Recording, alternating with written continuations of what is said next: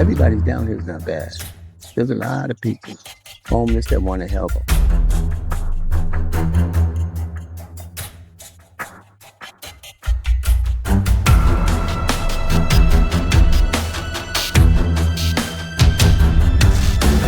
The United States refuses to spend money on these people. They should spend money on the homeless people.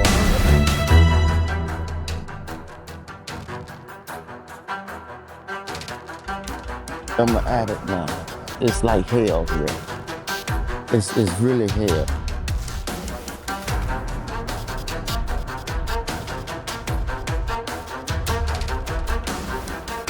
I'm different than most people that are homeless. One, the van keeps me out of the windshield, which is great.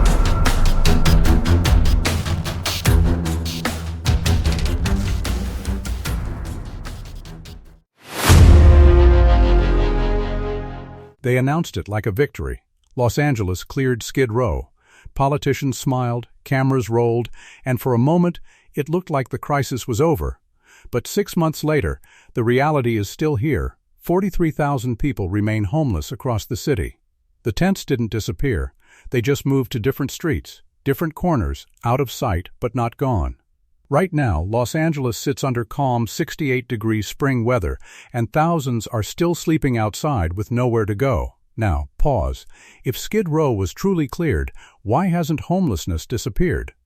Spring in Los Angeles feels calm. Warm sunlight, quiet streets, a city that looks like it's moving forward.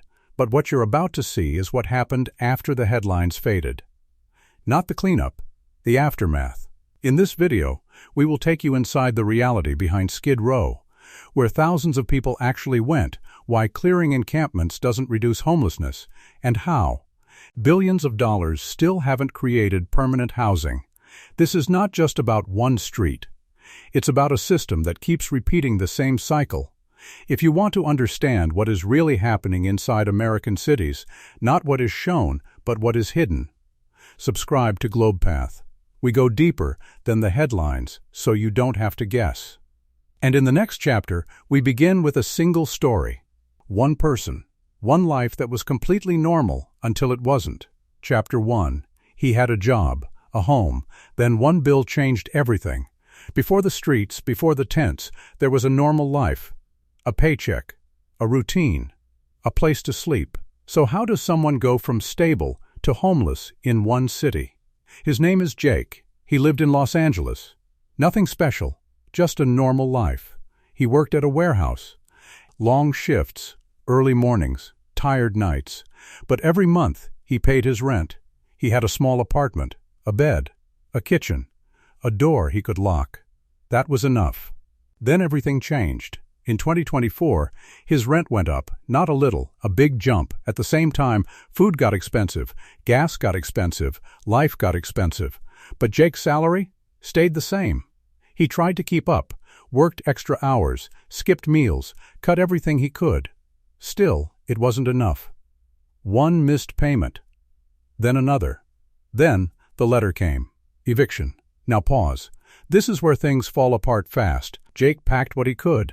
Stayed with a friend, then his car, then nowhere. That's how he ended up in Skid Row.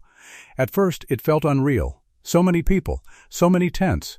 But slowly, it became normal. He found a small spot, made it his place, met people like him, people who used to have homes. Then one day, the city came. Cleanup crews, police, orders to leave, tents removed, everything gone. Jake was told to move, but not where to go. No apartment, no room, no plan. Just move. Today, Los Angeles is about 68 degrees. Nice weather. Comfortable. But Jake is sleeping outside, on concrete. Not in Skid Row anymore, just somewhere else. Because when a place is cleared, people don't disappear, they scatter across the city. And here's the truth. In California, millions of renters are spending more than half their income just on rent. That means one bad month can destroy everything. Jake did everything right, worked hard, paid rent, stayed out of trouble. And still, he ended up here. So ask yourself, if it can happen to Jake, how many people are next? Chapter 2. $2,000 rent versus $0 savings. when the math stops working. Let's stop looking at the tense and start looking at the numbers. Because homelessness in Los Angeles is not random, it's math. In Los Angeles, everything comes down to cost. Start with rent. The average one-bedroom apartment in LA is now around $2,000 to $2,400 per month. A two-bedroom? Closer to $3,000 or more. Now, compare that to income. Many low-wage workers earn about $16 to $18 per hour. That's roughly $2,500 to $2,800 per month before taxes. After taxes? Closer to $2,200. Now pause. That means rent alone can take almost everything. No savings, no safety, no margin for mistakes. And that's where the system breaks. Because one emergency, one medical bill, one missed paycheck, and everything collapses. Across Los Angeles County, official counts show over 72,000 people without housing. More than 46,000 of them live outside, not in shelters. That's not a small group. That's a city within a city. Meanwhile, the federal government spends over $3 billion every year on homelessness programs. California has invested tens of billions of dollars in recent years trying to fix this crisis. But here's the reality. Rent keeps rising, faster than wages, faster than solutions, and the gap keeps growing. Research shows that a majority of renters in California now spend more than half their income just to stay housed. That is called being cost-burdened. But in reality, it means you are one step away from losing everything. Now think about Jake. He was earning, he was paying rent, he was surviving, until the math stopped working. And when the numbers don't work, people don't fail. The system does. So here's the question. If millions of people can't afford to live, how is homelessness supposed to go down? Chapter 3. Billions spent. So why are people still on the streets? Los Angeles is not ignoring homelessness. In fact, it's spending more money than ever before. So if billions are being spent, why does nothing seem to change? Now let's follow the money, because this is where the story gets uncomfortable. Los Angeles has one of the largest homelessness budgets in the United States. The city and county together spend over $1 billion every year on homelessness programs. That includes shelters, outreach teams, temporary housing, and long-term housing projects. On paper, it sounds massive. It sounds like enough. But here's what that money actually looks like on the ground.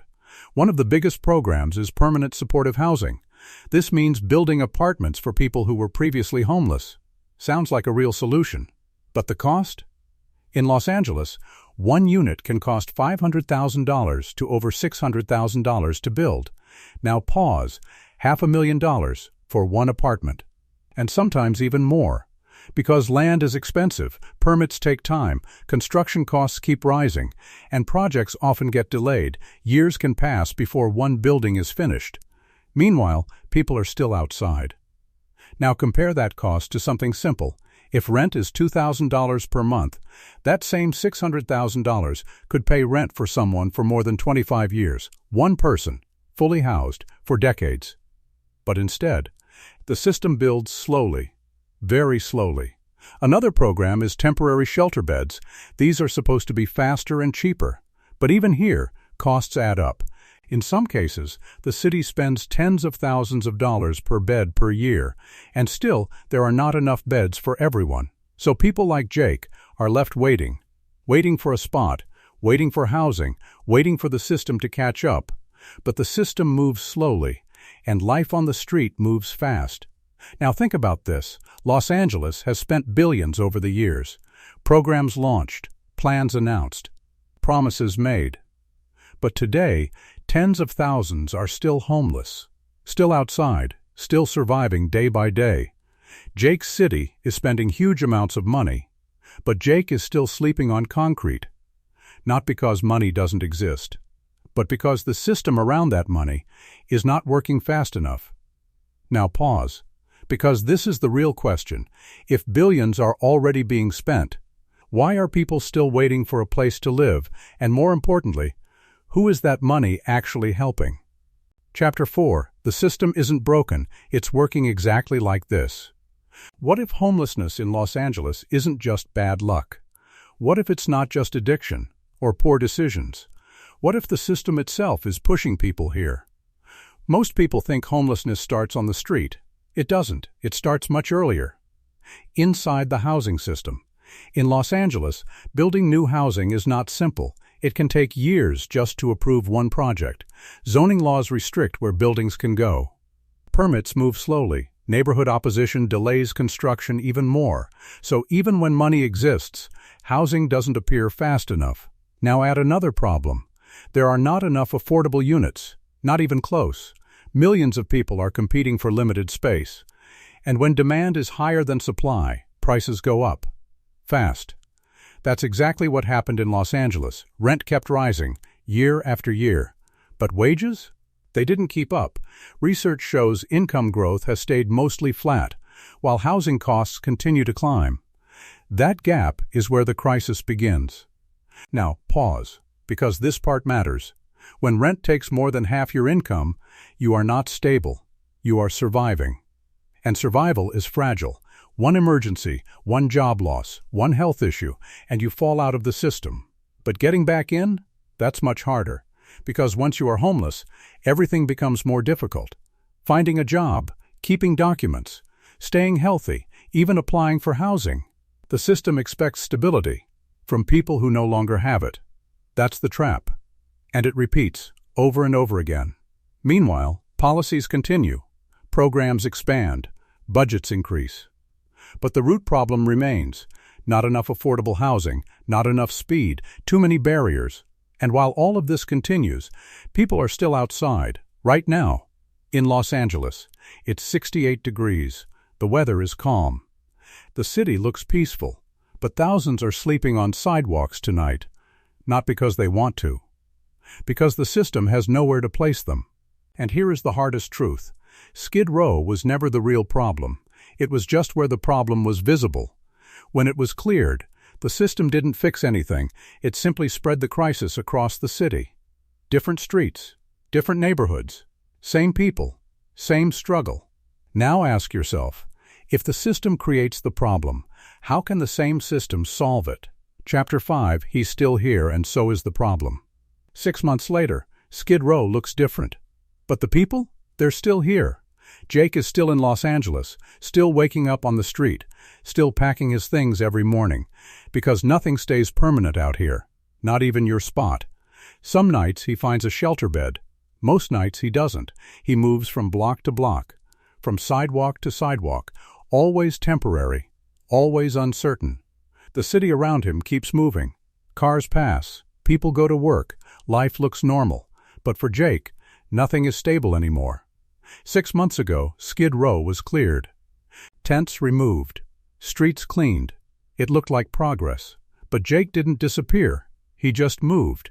And so did thousands of others. Across Los Angeles, new encampments formed. Different streets. Same reality. Because clearing one area doesn't reduce homelessness, it redistributes it. Now pause, because this is where everything connects. You saw the story. One person, one life. You saw the numbers, rents rising, wages staying behind. You saw the money, billions being spent, and still not enough housing. And finally, you saw the system. Slow, complex, overwhelmed. All of it leads to this moment. Jake, still outside, still waiting, still part of a number that hasn't gone away.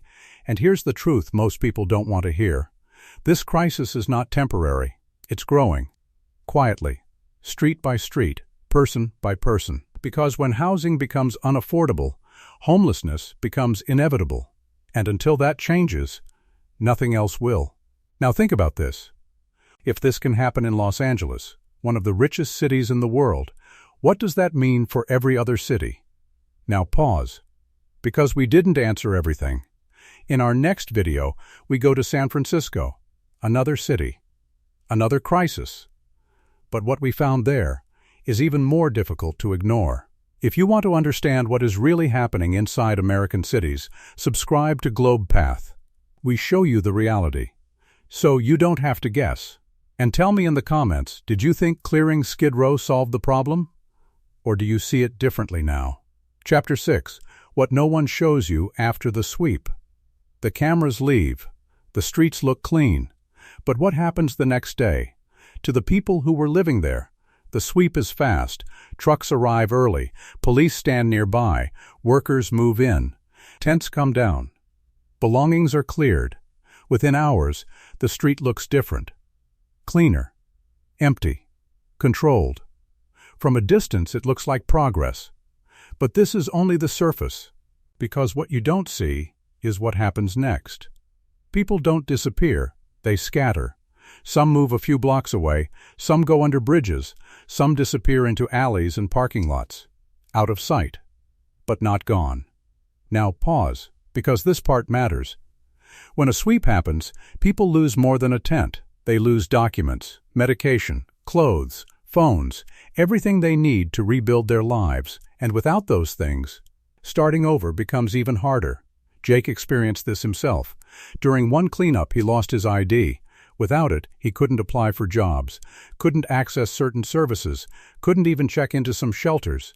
One moment changed everything, again. This is the cycle. Clear, move, lose, restart, repeat. Outreach teams try to help. They offer shelter beds, temporary housing, services. But there's a problem. There aren't enough spaces, and many shelters come with strict rules. Curfews, limited belongings, separation from partners or pets.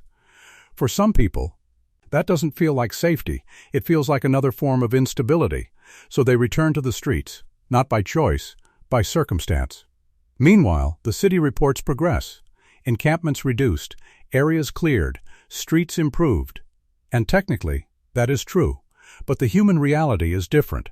Because the number of people hasn't changed fast enough, they are just harder to see, spread out, less visible, more isolated. And that makes the crisis even more dangerous. Because when people are concentrated, help can reach them. But when they are scattered, they become invisible. Now think about Jake. 6 months ago, he was in Skid Row. Today, he's somewhere else. Tomorrow, maybe somewhere new. Always moving, never stable, still waiting. And this is the part no one celebrates. Because it doesn't look like success. It looks like silence. A quiet version of the same crisis. Now ask yourself, if clearing the streets only hides the problem, are we solving homelessness or just moving it out of view? Chapter 7. The Truth We Can't Ignore.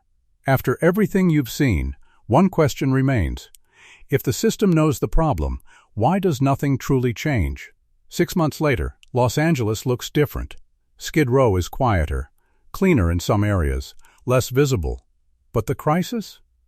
Still here.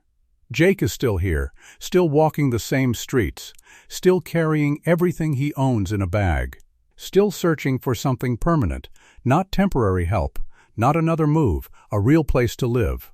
Now pause, because this is where everything comes together. This was never just about Skid Row. It was never just about tents. It was never just about one street. It's about a system that cannot keep up with reality. Housing is too expensive. Wages are too low. Construction is too slow, and solutions come too late. So people fall through the cracks, and once they fall, getting back up is harder than anyone expects. That's why clearing one area doesn't fix the problem. Because the root cause is still there: unaffordable housing, limited supply, a system built slower than the crisis itself. And until that changes, this story will repeat. In Los Angeles, in San Francisco, in cities across America, different streets. Same outcome. Jake is not the exception. He is the warning, because his story shows how fast stability can disappear, and how hard it is to get it back. Now think about this. If someone working full-time can still lose everything, what does that say about the future? Now pause, because here's what we didn't fully answer. What would it actually take to fix this? Not manage it, not move it. Fix it. That's what we explore next. In our next video, we go deeper. Into solutions, into policies, into cities trying something different. And what we found may change how you see this crisis completely.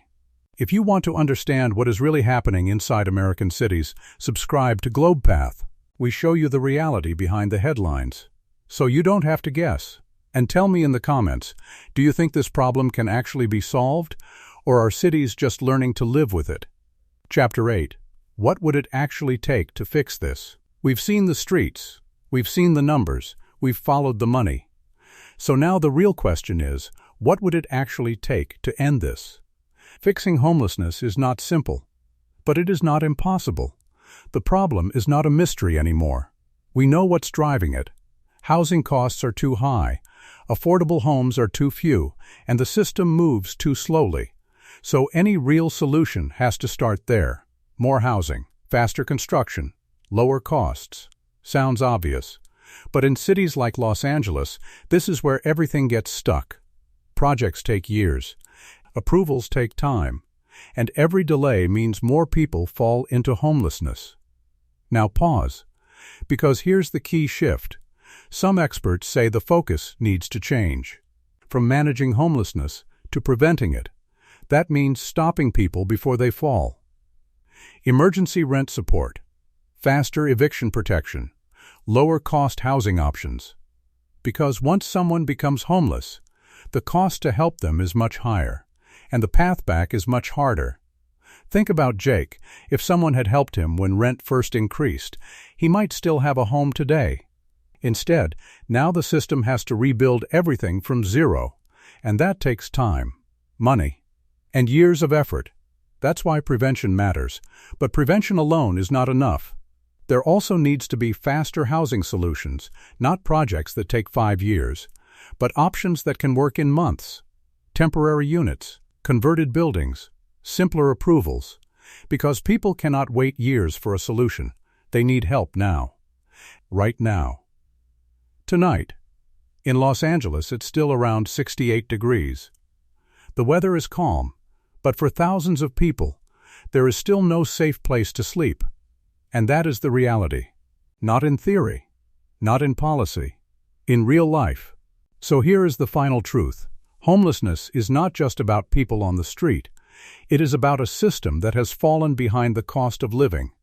And until that gap is closed, this crisis will continue. Now, think about this.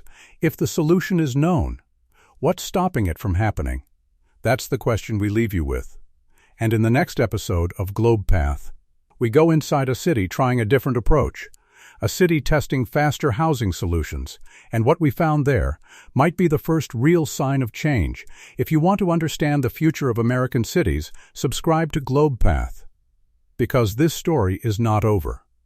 And neither is the crisis. Chapter 9. The reality no one can walk away from. You've seen the streets. You've heard Jake's story. You've followed the money. Now here's the question no one can ignore. What does this mean for the rest of us? Jake is still out there. Tonight. In Los Angeles. Under the same calm spring sky. Around 68 degrees. The city feels peaceful. But his reality hasn't changed. He still doesn't know where he'll sleep tomorrow. Still doesn't know when things will get better. Still waiting. And he's not alone. Tens of thousands of people are living the same story. Different names. Same situation. Because this was never just about Skid Row. It was never just about one neighborhood. It's about something bigger. Something deeper. A system where housing is becoming harder to afford. Faster than people can keep up. Now, pause. Because this is the part that matters most. Jake didn't plan this. He didn't choose this. He didn't expect his life to collapse. It happened step by step, quietly, until there was no way back. And that's what makes this story different. It's not distant. It's not rare. It's closer than most people think. Because when rent keeps rising and wages stay the same, the gap keeps growing. And that gap doesn't just affect people on the street. It affects anyone trying to stay housed, anyone trying to keep up, anyone living month to month. Now think about this. If someone working full-time can still lose everything, how stable is the system really? And if cities keep clearing visible homelessness, without fixing the root cause, what will the streets look like 5 years from now? That is the question no one is answering. And maybe that's why this story matters. Because it forces us to see what's really happening, not what's shown, not what's reported, but what people like Jake are living every single day. Now pause. Because this is not the end. This is just one city, one story, one system. In the next Globe Path episode, we go deeper. Another city, another reality, and what we found there might change how you see this crisis forever. If you want to understand what is really happening inside American cities, subscribe to GlobePath. We don't show headlines. We show reality. And tell me in the comments, do you think this system can still be fixed? Or has it already gone too far? The story doesn't end here. This story doesn't end in Los Angeles. Because what you just saw is not one city's problem.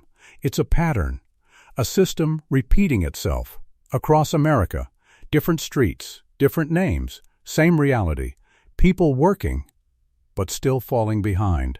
Cities spending, but still struggling to fix it, and the gap keeps growing. Now, pause, because this is where you come in.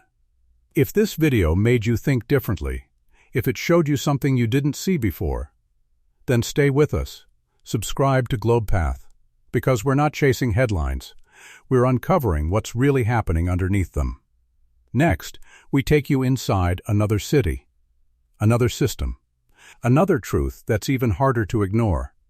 And until then, look closer at the streets around you.